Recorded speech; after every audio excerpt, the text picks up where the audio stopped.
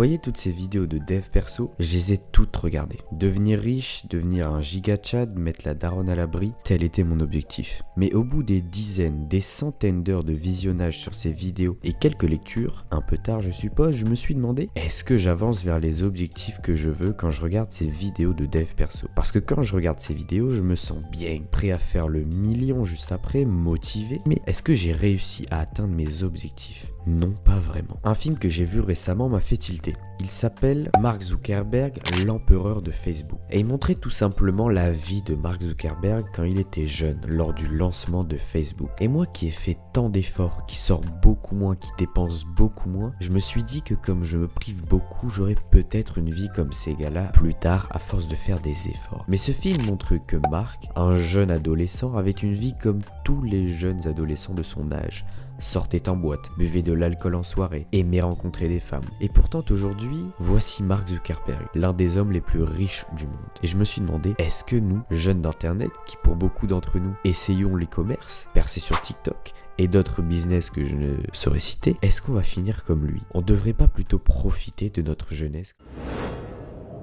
Les librairies n'ont jamais été aussi remplies de livres de dev perso. YouTube se peuple de plus en plus de coachs en tout genre et surtout de ces vidéos de dev perso. Le dev perso est apparu en 1859 avec Self-Help de Samuel Smiles, qui peut se traduire par auto-assistance en français, donc dev perso. Et ce phénomène de développement personnel s'est étendu ces dernières années avec des auteurs comme Robert Kiyosaki, Dale Carnegie, David Goggins, Robert Greene et plein d'autres encore. Et il y a beaucoup de disciplines où le développement personnel s'applique. Comment être libre financièrement, comment draguer, devenir des vrais mal alpha, bref, vous avez compris quoi.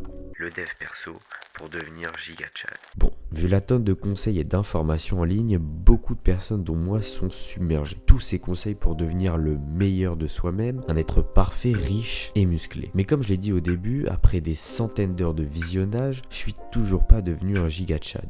Pourquoi? En fait, en consommant de plus en plus de ces vidéos de dev perso, on devient en quelque sorte dépendant de ce type de vidéos. La plupart du temps, on regarde beaucoup de ces vidéos où on lit des livres sur le dev perso, mais sans appliquer les choses qui sont dites dedans. Donc nous continuons à consommer du contenu encore et encore sans grande utilité finalement. Mais la vraie question les amis, c'est est-ce que c'est vraiment utile? Doit-on écouter ce célèbre auteur qui nous dit de lancer une entreprise qui fait du marketing d'affiliation pour devenir riche? Selon Julia de Funès dans le développement impersonnel, elle nous dit comment le développement personnel peut-il pas devenir impersonnel en s'adressant à chaque lecteur comme à tout autre? Pour faire simple, comment ça se fait qu'on donne des conseils si larges qui concernent autant de gens, qui concernent tout le monde, alors que tout le monde n'est pas pareil. On est tous différents. Et ça, c'est ce qu'on appelle l'effet Barnum. En gros, les auteurs vont accumuler les banalités pour que ces propos touchent beaucoup de personnes. Mais c'est pas forcément cohérent, car tout le monde a des problèmes différents. Par exemple, si tu ne peux pas ou t'as pas forcément d'idée d'entreprise à lancer à 18 ans, c'est pas forcément grave. Tu peux commencer à travailler dans une entreprise classique, apprendre des choses, tu vas te constituer un capital, lancer ta boutique e-commerce par exemple, ou tout autre business que tu veux. Ce qui font ces vidéos et ces livres jouent aussi sur la temporalité. Quand on te dit réfléchissez et devenez riche, c'est clairement faire croire aux gens qui vont lire ce livre qu'ils peuvent devenir riches plus ou moins rapidement. En tout cas, avec le titre, on peut y penser. D'après la même auteure dans le développement personnel, je cite, les ouvrages de développement personnel savent parfaitement jouer sur l'attrait d'une temporalité réduite. Nous qui voulons être riches et plus ou moins rapidement, nous sommes clairement attirés par ces titres de vidéos aguicheurs. Regarder ces vidéos ou lire ces livres nous donne bonne conscience. On a l'impression d'apprendre des trucs, mais nous procrastinons plus qu'autre chose. Parce qu'en fait, on n'avance pas vraiment. Si tu veux lancer ta boutique e-commerce par exemple, et qu'à la place tu es sur ta meilleure vidéo de dev perso pour devenir un giga Chad, à la fin tu vas pas savoir quel produit lancer en e-commerce. Et les gars, ces questions qu'on se pose sur le dev perso, elles viennent pas d'hier. Puisqu'en 1948, Bertram Forer, psychologue et prof, a fait un test de personnalité à ses étudiants et leur a proposé une analyse personnalisée par rapport à leurs réponses qu'ils avaient fournies lors du questionnaire. Mais en fait, ces réponses étaient toutes les mêmes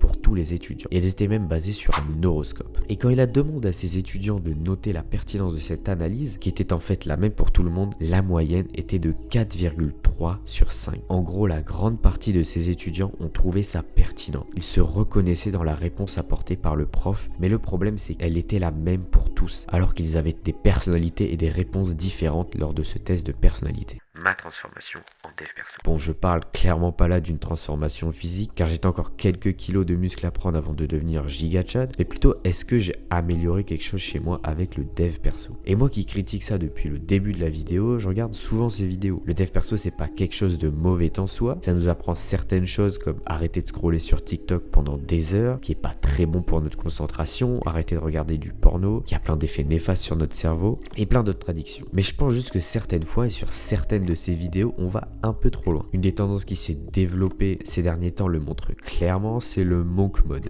Ce style de vie hardcore qui a explosé sur les réseaux sociaux. En fait, j'ai appris que le plus important, les gars, c'était l'action. Tu veux lancer ta boutique en e-commerce, vas-y. Tu veux aller à la salle, vas-y. L'abbé Pierre disait, il ne faut pas attendre d'être parfait pour faire quelque chose de bien. Et clairement, en faisant cette vidéo, je suis honnête avec vous, je ne pense pas qu'elle est parfaite. Je pense que j'aurais pu mieux l'écrire, mieux faire le montage, mais je pense que de jour en jour, de montage en montage, je m'améliorerai. Mais du coup, pourquoi certaines fois on décourage trop vite, on ne réussit tout simplement pas à atteindre nos objectifs. Car je pense que l'on se fixe des objectifs trop hauts. On voit beaucoup de mecs qui ont notre âge, qui sont très riches, qui habitent à Dubaï certaines fois, et on veut être comme eux, ce qui est tout à fait normal. Mais je pense que se fixer des objectifs beaucoup trop hauts comme être millionnaire ou riche dans un laps de temps très court, c'est un peu compliqué à atteindre. Car il faut se créer un pont entre le rêve et la réalité. Je ne vous dis clairement pas d'arrêter de regarder ces vidéos, au contraire, si vous vous sentez bien en les regardant, vous êtes totalement libre de le faire. Je suis là pour vous proposer mon point de vue et aussi à partir des recherches que j'ai effectuées, proposer mes recherches. Mais je ne suis pas là pour vous imposer mon point de vue. Voilà, n'hésite pas à t'abonner et à liker la vidéo si tu as kiffé cette vidéo. J'arrive prochainement avec d'autres contenus très lourds.